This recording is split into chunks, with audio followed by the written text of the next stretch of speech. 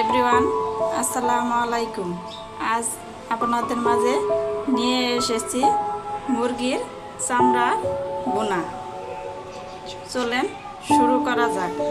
প্রথমে এই মুরগির চামড়াগুলো এভাবে করে ছুলে তারপরে টুকরো টুকরো করে নিয়েছি। পাগুলো এভাবে করে কেটে নিয়েছি।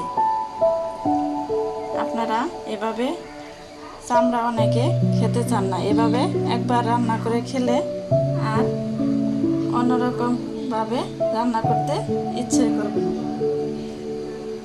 প্রথমে কড়াই বসিয়ে সামান্য তেল দিয়ে তেল গরম হয়ে আসলে ওই তেলের মাঝে কয়েকটা আস্ত জিরা এবং কয়েকটা সাদা এলাচ, তারপরে দারচিনি, তেজপাতা, ওর মাঝে কয়েকটা পেঁয়াজ কুচি করে দিয়ে দিচ্ছি। দিয়ে দেওয়া হয়ে গেলে এখন এই পেঁয়াজ কুচিগুলো এভাবে নেড়ে বাদামি কালার হওয়া পর্যন্ত অপেক্ষা করি।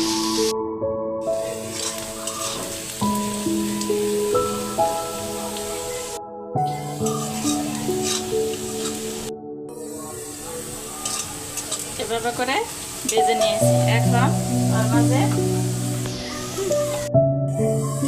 1 চামচ রসুন বাটা,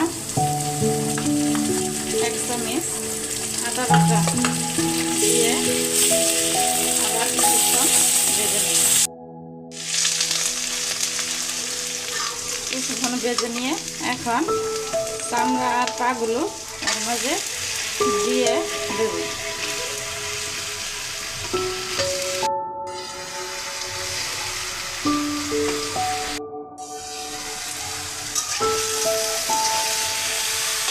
দিয়ে আবার কিছুক্ষণ এভাবে করে ভেজে নিই।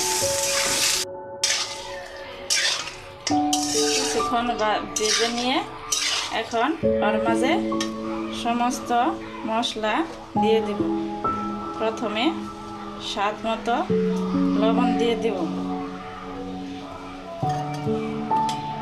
এখন এটা যেহেতু চামড়া, এজন্য একটু জাল জাল হলে খেতে অনেক ভালো লাগবে। এজন্যই আমি এখানে 2 চামচ মরিচ গুঁড়া দিয়ে দিছি। এখন 1 চামচ হলুদ গুঁড়া, 1 চামচ জিরা গুঁড়া।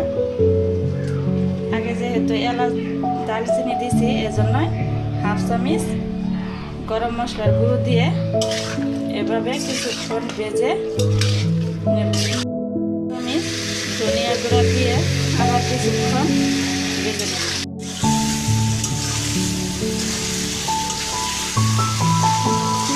ভেজে নিয়েছি, দেখে কি সুন্দর তেল চামড়া থেকে বের হতেছে।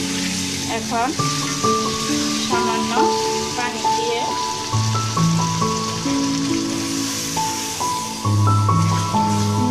এভাবে নাড়িয়ে একটা ঢাকা দিয়ে কষিয়ে নিব।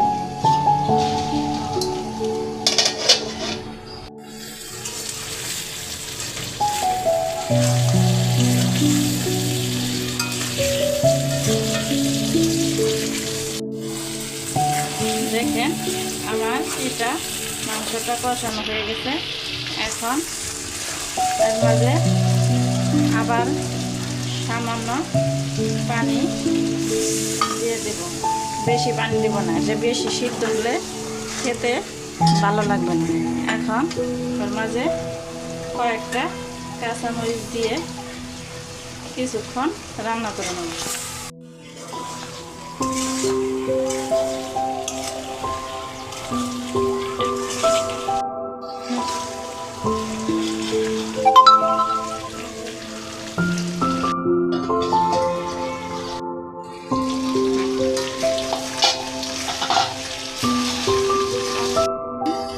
চামড়া বোনাটা কত সুন্দর হয়েছে। এখন চুলা থেকে নামিয়ে নেব। দেখেন আমার রেসিপিটা কত সুন্দর হয়েছে। এভাবেও যদি রান্না করে খান তাহলে চামড়ার বন্ধু হয়ে যাবে। আমার ভিডিওটা যদি আপনাদের ভালো লেগে থাকে তাহলে লাইক, কমেন্ট, শেয়ার এবং সাবস্ক্রাইব করে দিবেন।